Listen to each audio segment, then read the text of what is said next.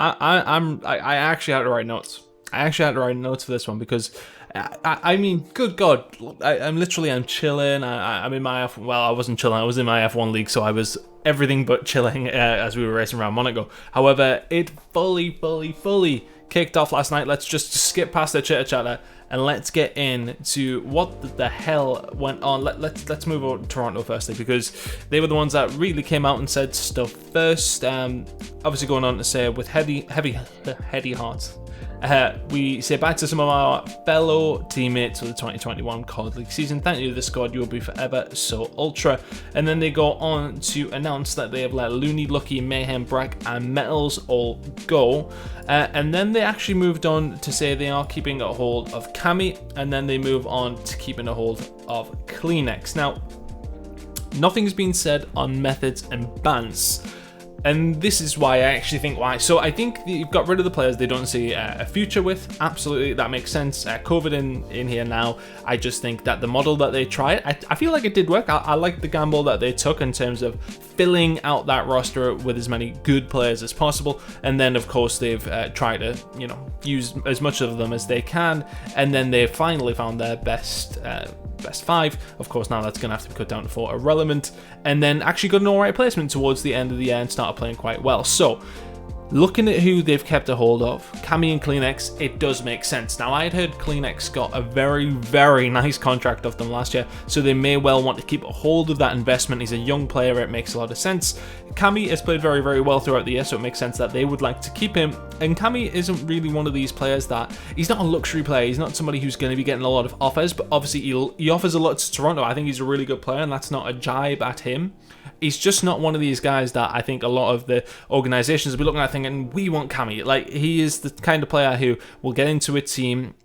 He's not necessarily there for the content, etc., but he's been putting up really good performances.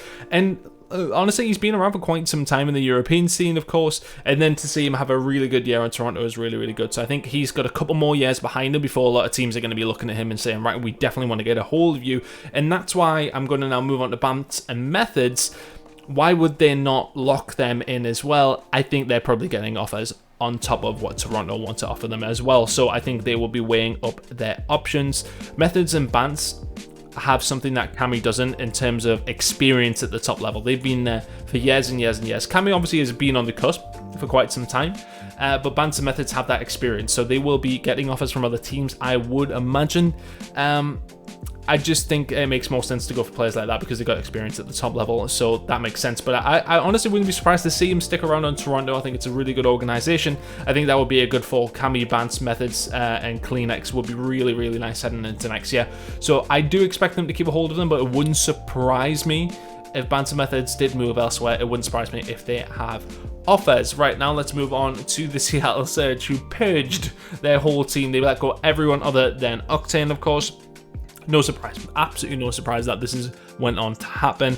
Sam is absolutely sensational. If they want to build their team around him, it makes sense to do it now when it moves into 4v4. Ship everybody out so we can see that, of course, Enable, Apathy, Proto, Slacked, Casey, Panda, and Teddy Rex all gone, which makes total sense. It really does. Honestly, these guys did not perform whatsoever this year, and honestly, I think it was just the best thing for Surge to do is get rid of everybody, keep your star man, and build a team around Octane.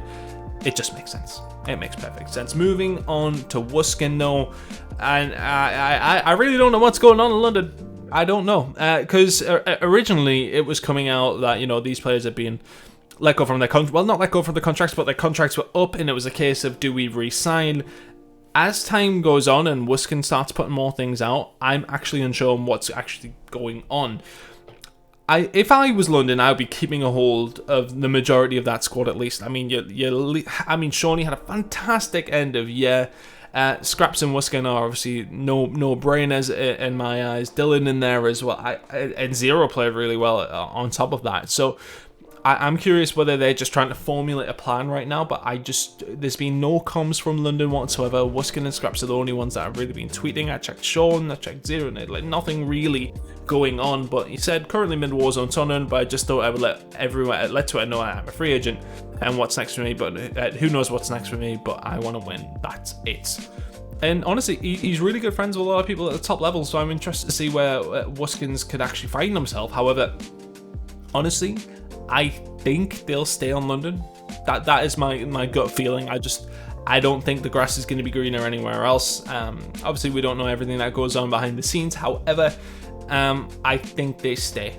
I do think they stay with London, but honestly, I don't really know what's going on. Now let's move on to something that Crone was tweeting out from his account. Temp was streaming last night. I'm not going to play the video because he's got music playing in the background. I ain't trying to get copyrighted. But basically, if you haven't seen the video, you can check the CDL Intel at Intel Call of Duty to go through it. But he's off the subliners, which is no surprise. The whole subliners, was topsy-turvy, but for the most part, underwhelming, I would say.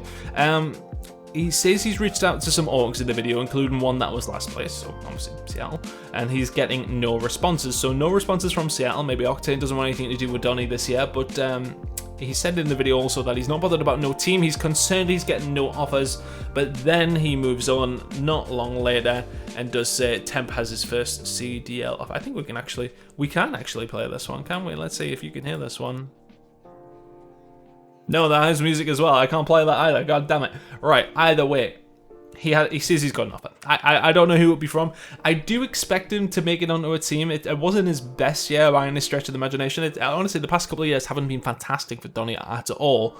I do think he will end up with a spot, but I think it'll be on the lower end of things. I don't think it'll be a team that's going to pull up too many trees, although with it moving down to 4v4, it's going to condense even more now. 12 teams down from 16 last year, and then we're down another 12 players in terms of starting lineup. So realistically, he could end up on a team, even if it's a poor team in the general sense of the league, then it's still going to be a solid squad. But I do think a lot of people do rate him very, very highly. I'm not necessarily one of them. I think he's a good player, but I don't think he's up there with even, I would say, the top 20 players in the world. For me, I've never sort of really caught on to the hype with Donny. I don't know him personally either, so I mean, I have no bias. I think that's probably an issue there as well, but I'm interested to see where he ends up. I think he will end up on a team. Where that is, though, I don't know. Anyway, Crone has moved on from just tweeting. He's moved over to Esports, and he has now been obviously tweeting out to say what is going to be going on. This article is obviously available on Esports. If you check Crone's Twitter, he tweets out the link, but let's go through it. Basically, it looks like it's about a kickoff, big time. It looks like our cities could be off the Huntsman, which I'm not too sure. I don't know if the Huntsman are just, maybe reevaluated, or if this is our cities wanting to get off, but at the same time, it looks like he could be going to phase with a BZ, Simp, and Celium. Holy shit. That will be a strong contender for the whole year if that is going to be end up as a squad. Obviously, we don't know what the game is going to be like and who it does suit, but that is a mental team. Obviously, this would leave FaZe in a precarious position with who they have in there, but obviously a BZ Simp sticking together. It's former EU United teammates for RCD's in there as well, but then it looks like Celium will slot in, so Major Maniac not necessarily the best of spots in that scenario, but honestly, who would you expect to be coming off that roster? It would be him, let's be honest. On the other side of things, Dashi is on the move as well, and looks like he'll be jumping into RCD's spot on the Huntsman, getting himself alongside former teammates Informal, Envoy, and Scump, which leaves Pristini once again looking for somewhere to go. I don't mind the Dashi jump over, and obviously last year was where he sort of, exploded to a point on a Black Ops game, on a Treyarch game, so they're going to give him another shot, and I think it makes sense. He didn't have the best year, but honestly, I don't think the game suited him whatsoever, and he obviously had his issues behind the scene. Getting him back with those teammates and getting him back with Hex on the Huntsman makes a lot of sense.